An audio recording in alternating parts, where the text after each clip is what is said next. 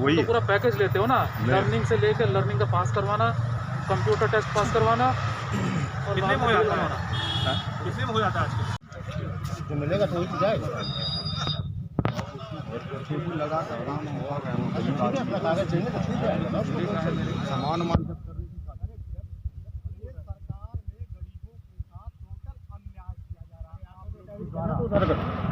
Total अन्याय किया जा रहा है श्रीमान, उधर करो। मतलब गरीब अगर खुर्चा लगा रहा है तो उसको भी जबरदस्ती हटाया है, बढ़ाया जा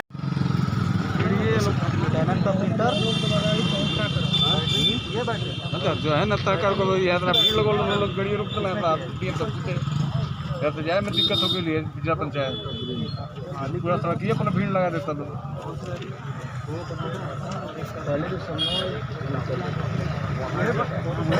एरिया से गई है तो उसको तुरना है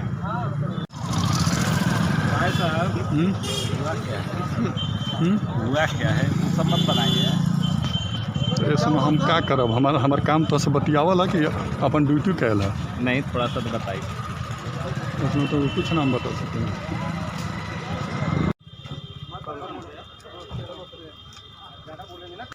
नमस्कार, मैं हूँ रंजीत राव और आप लोग देख रहे हैं जनगढ़ की आवाज़। इस समय ARTO दफ्तर के बाहर का सामने का दृश्य है, जहां जिलाधिकारी की गाड़ी का काफिला रुका हुआ है। CDO साहब भी वहां मौजूद हैं।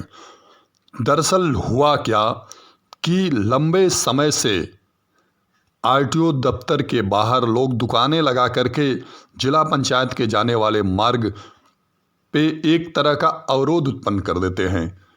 लोगों को आने जाने में, वाहनों को आने जाने में दिक्कत होती है। यही परिस्थिति बनी। जिला अधिकारी जिला पंचायत में मीटिंग लेने गए और उन्होंने ये अव्यवस्था देख लिया उसी समय, और उसी समय उन्होंने तय कर लिया कि अब ARTO दफ्तर के सामने की जो अव्यवस्था है वो नहीं दिखेगी। और जिलाधिकारी ने जो निर्णय लिया वो सराहनीय है। ये काम सिर्फ जिलाधिकारी अमित सिंह बंसल में ही करने का दम है। अमित सिंह बंसल मौके पर ही तुरंत कार्रवाई करते हैं। वो प्यार से समझाते भी हैं और फटकार भी लगाते हैं। उनकी मंशा साफ है कि जनहित के कार्यों में कोई व्यवधान नहीं होना चाहिए। सुने क्या कहा जिलाधिकारी। लर्निंग के सरकार रेट कितना है? 350। और तुम्हारी कमाई क्या है? वो धर्मेंद्र भैया दिए थे, वही उन्हें पता हैं? अरे तुम फ्री में थोड़ी करोगे। तुम कुछ लेते होगे पैसे ना? नहीं सर, आप क्यों दुकान लगा बैठे हो? हमारे यहाँ काम नहीं करता, तुम बैठे थे तो भैया ने अरे आज तुम नए थोड़ी आए हो। बताओ कितने पैसे मांगे तुमसे? अभी नहीं, पैसे नहीं लेके अभी तो आए हम लोग दिए अभी। हाँ, लर्निंग ऑनलाइन होता है क्या? जी सर ऑनलाइन है सर। वहाँ जाके नहीं होता? नहीं सर, अंदर नहीं सर, ऑनलाइन सर। ऑनलाइन वही सर 10-20 रुपये लेके हम लोग ऑनलाइन। हाँ, 10-20 तो नहीं लेते तुम। नहीं सर, 100-150 की बात नहीं सर, वही तो पूरा पैकेज लेते हो ना, लर्निंग से लेकर लर्निंग का पास करवाना, कंप्यूटर टेस्ट पास करवाना और कितने में हो जाता है? कितने में हो जाता है आज? सर हमने अभी नहीं, ये तो ऑनलाइन से, हम सिर्फ ऑनलाइन से मतलब देखेंगे सर ना। देखिए इंश्योरेंस करते हैं हम, इंश्योरेंस करते हैं, इंश्योरेंस का लाइसेंस हमारे पास सर, इंश्योरेंस बैठ के करते रहते सर। ये कौन है? वीरेंद्र चौहान। तुम क्या कर रहे हो? तुम भी बनवा रहे हो? हाँ अभी लेके आए हैं। कौन सी गाड़ी चलवाओगे तुम? बाइक का बाइक का बनवा रहे हो? ये निकालो। और बाइक पे तुम आए हो चला के? बाइक पे तो आए हो तुम बिना लाइसेंस के? अरे अभी आए हो ना, चला के लाए हो तुम बाइक को भाई। हम देखे तुम आगे आगे चल रहे थे। अरे तुम चला के लाए थे, तुम आगे बैठे थे, हमें पता है। लाओ चाबी दो गाड़ी की, बाइक की चाबी दो। लाओ इसका क्या देख रहे हो? चाबी दो। रखो भाई मनीष इसकी चाबी, बिना लाइसेंस से चला के लाया है। ये अमरेश कौन है? यासीन वजीर। इसका इंश्योरेंस था अपना। इंश्योरेंस का थोड़ी है, तो हम भी तो हस्तांतरण है। ये तो ये सब फॉर्म से आपकी क्या? ये ट्रांसफर है, इसमें इंश्योरेंस तुम क्या ले रहे हो इससे? इंश्योरेंस इसका कार्ड रसीद कटवाना था ऑनलाइन। इंश्योरेंस थोड़ी कट जाएगा डायरेक्ट से, मशीन चलो। ये अमरेश कौन है? तुम्हारा क्या है भाई? मैं पत्रकार हूँ सर, जनगढ़ के चीफ एडिटर हूँ। काहे का एडिटर? जनगढ़ की आवाज़ का चीफ एडिटर। हाँ चलो बंद करो इसे, फोटो खींच लो। लो अमरेश कुमार यादव कौन है? गलत कार्य करने वालों के प्रति जिलाधिकारी का तेवर तल्लख है। तो उन्होंने कहा कि सब कुछ नियम कानून से होना चाहिए। अभी आप लोगों ने सुना कि उन्होंने सारी जानकारी ली और सारी जानकारी दी कि ARTO दफ्तर में क्या होता है और कैसे होता है। जिला अधिकारी हर 10 दिन 15 दिन पर ARTO दफ्तर की तरफ निगाहें करें, ये सब चाहते हैं।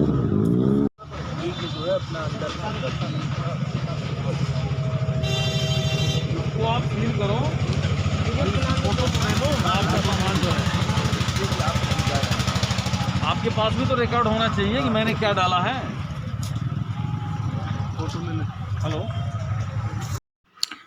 SDM सदर निरंकार सिंह जी का भी मौके पर आगमन हो गया है और इनको भी CDO साहब ने निर्देश दिया कि सबके कागजात कब्जे में ले लीजिए, मशीन कब्जे में ले लीजिए और सबको कागज़ पे लिखवा करके कि किसका किसका क्या है ये निश्चित रूप से करा लीजिएगा ताकि कोई गड़बड़ी ना हो पाए। ARTO प्रशासक महेंद्र बाबू की सारी मेहनत पे आज पानी फिर गया। उन्होंने कार्यालय का निरीक्षण करके ये चेतावनी दिए थे कुछ दिनों पहले कि सारे कर्मचारी सुधर जाएं, नहीं तो महंगा पड़ेगा, और आखिर महंगा पड़ ही गया। DM साहब की दृष्टि ARTO दफ्तर की अभी बाहर पड़ी है। अभी अंदर अगर उनकी दृष्टि पड़ गई तो फिर तो उनका क्रोध और प्रचंड हो जाएगा और फिर तो RTO दफ्तर की जितनी भी अव्यवस्था है उसकी सफाई होना निश्चित है, क्योंकि फरियादी ARTO दफ्तर के बाहर शोषण का शिकार होता है, उससे मनमाना पैसा लिया जाता है। ये मैं नहीं कह रहा, ये सभी लोग जानते हैं और यह एक जांच का विषय है।